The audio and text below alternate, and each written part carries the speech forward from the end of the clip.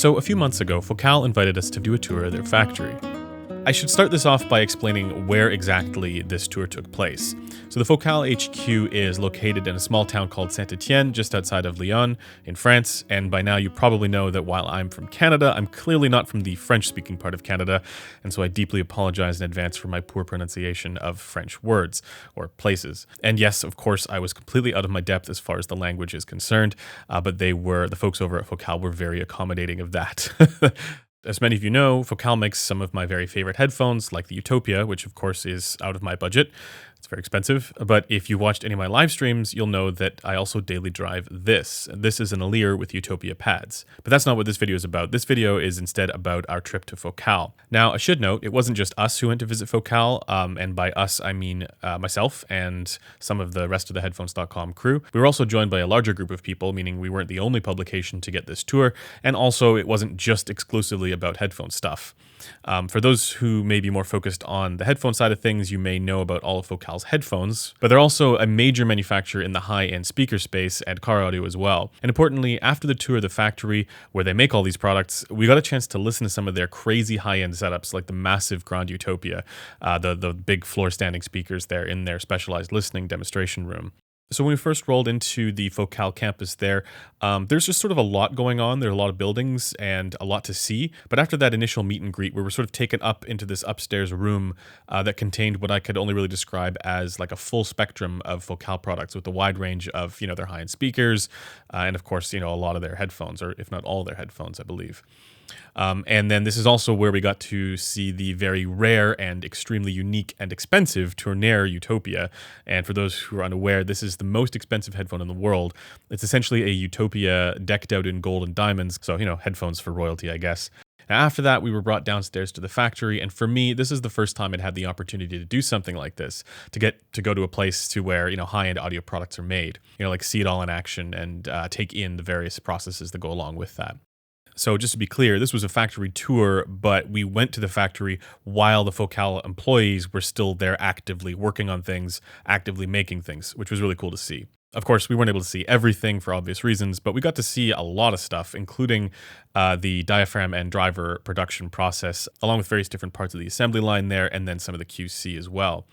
So basically, all the different stages that kind of go into building a speaker, and more speakers actually than headphones. And while we got to see the headphone stuff as well, a lot of what we saw there on the main floor was for their speaker production.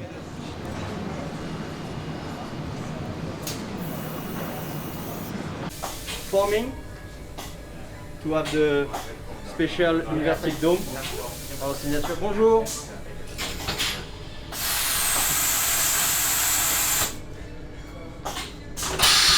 what is this here? So this is for tweeters. Aluminum dome. Aluminium magnesium dome. If you guys know me and you've seen some of my previous videos, you'll know that I'm personally fascinated by how driver technology works and just transducers in general and how they're created. Maybe that's just me, but it still sort of blows my mind that these various materials can be organized and arranged and constructed in ways that produce sound in such a lifelike manner.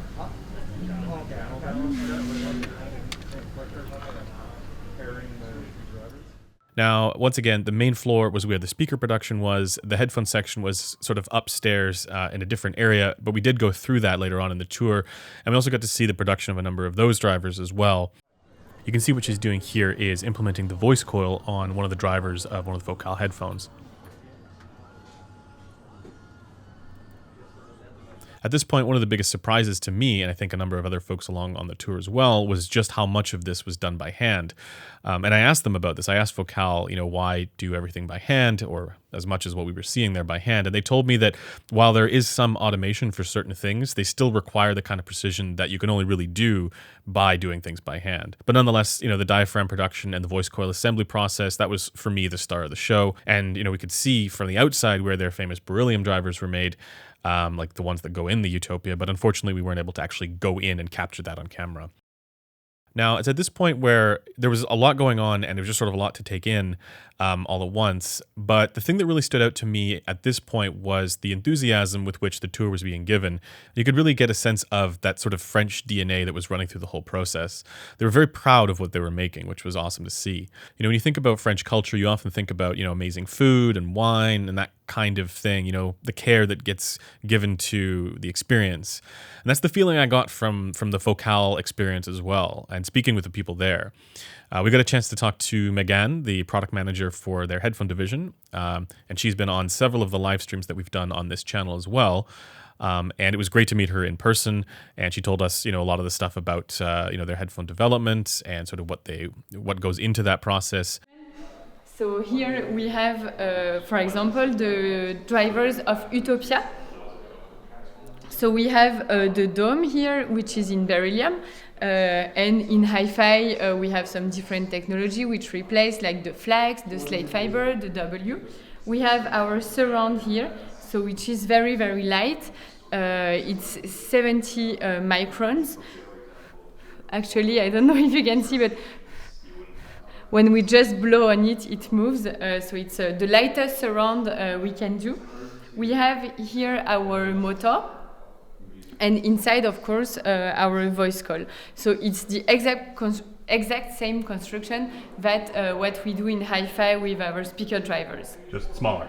Exactly, really, really smaller. Actually, we have built a special workshop in our factory in order to build the headphones drivers, because all the components are so small. It's kind of like what we do with the tweeter of the speakers. One of the things, we just went through the factory where a lot of the stuff happens, and we were all sort of surprised at how much of this process is still done by hand. Yes.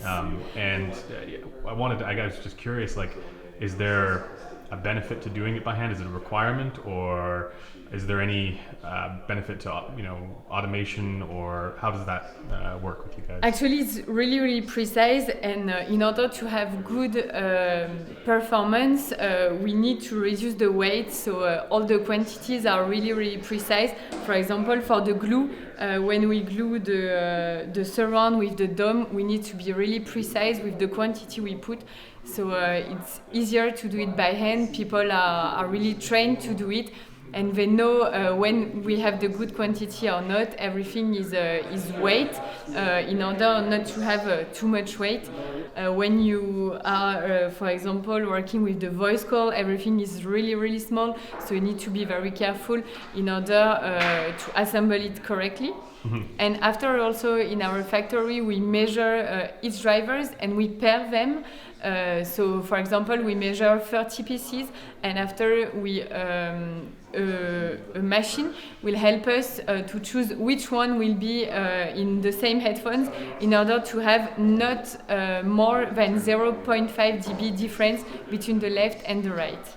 One thing that I think a lot of us, and maybe people online, aren't aware of is that this is all done here in Saint Etienne.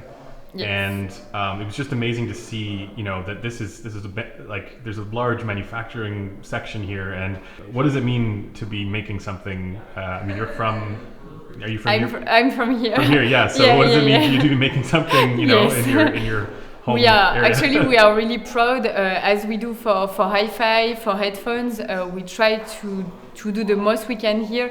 We have a big factory. We employ now in Saint-Etienne more than 250 people. So for us, it's really good, and it's really nice to have our knowledge here, and to be able to train some people. Like when we started to launch the first headphones, some people here were really excited to be able to produce the drivers, because they listened to the product, and they were really happy to work on this project also. So it's really something that we want to keep. We are very proud of it. We have our own technology for the drivers, and we really want to follow it that way. Okay, and I have a bit of an unfair question, but which of your headphones is your favorite? No. Or are you allowed to have a favorite? Actually, I really like the Stelia. I'm always working around noise. We share an office with 5 people, so I really like to be isolated, and I think the Stelia has a very great dynamic, and for all the songs I listen to, it matches perfectly. Great. Well, thanks very much for your time. Thank you.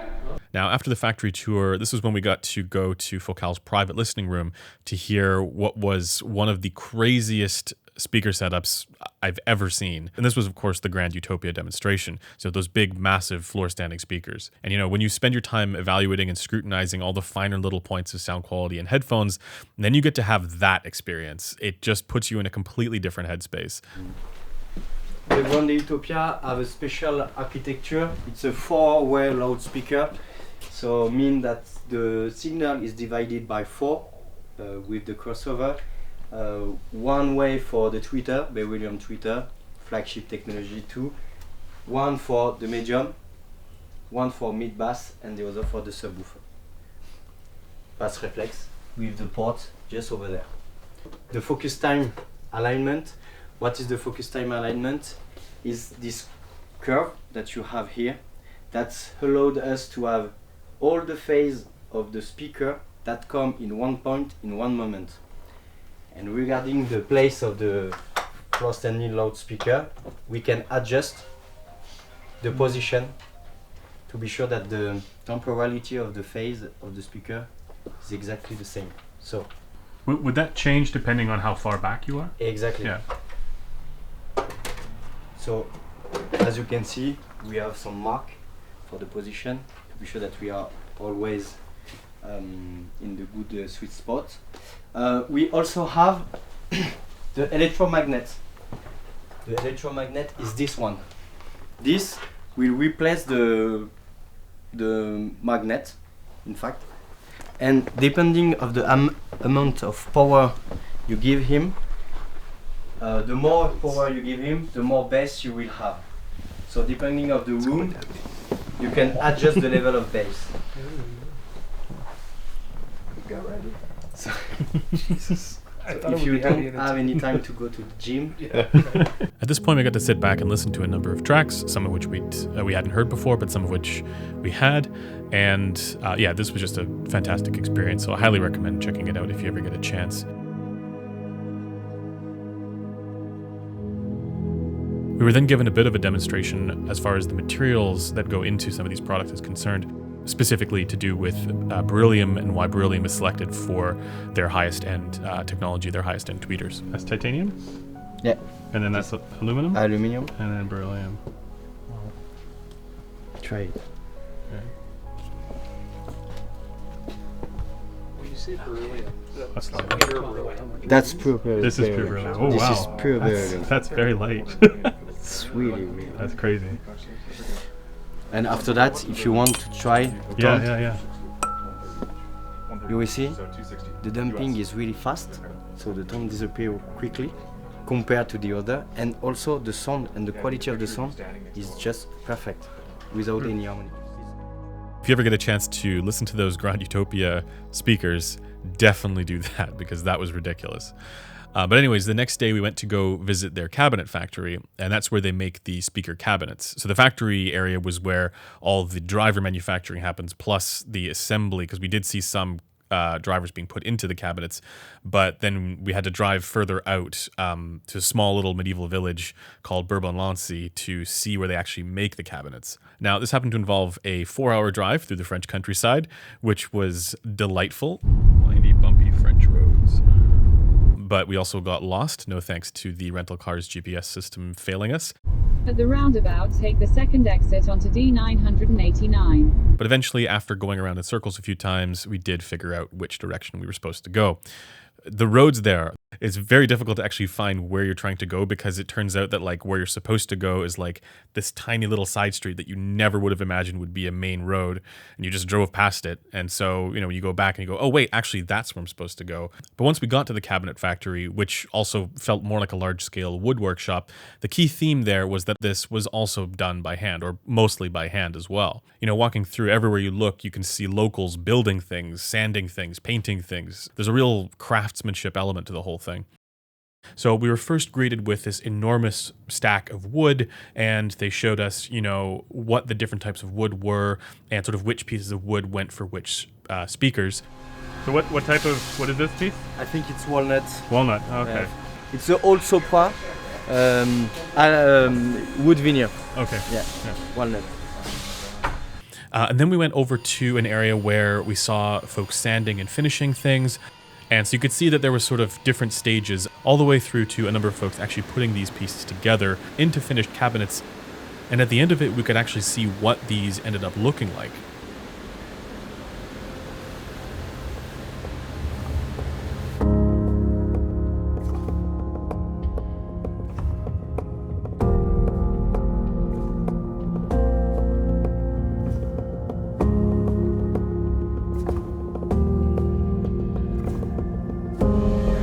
So they like check it with like a whole bunch of different lights. Oh, yeah. Make sure like it's the right shine. Yeah.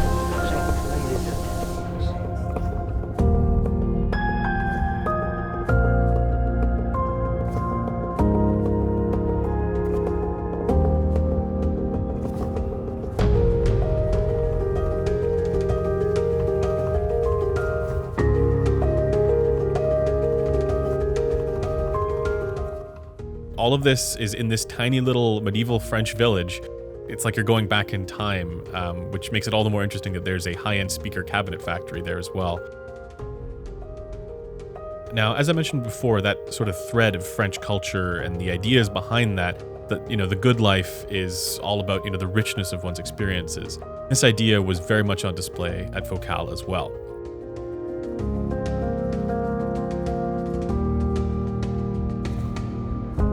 This is a place I'd love to go back to better understand the culture and to better understand all the various different processes that go into making some of these products.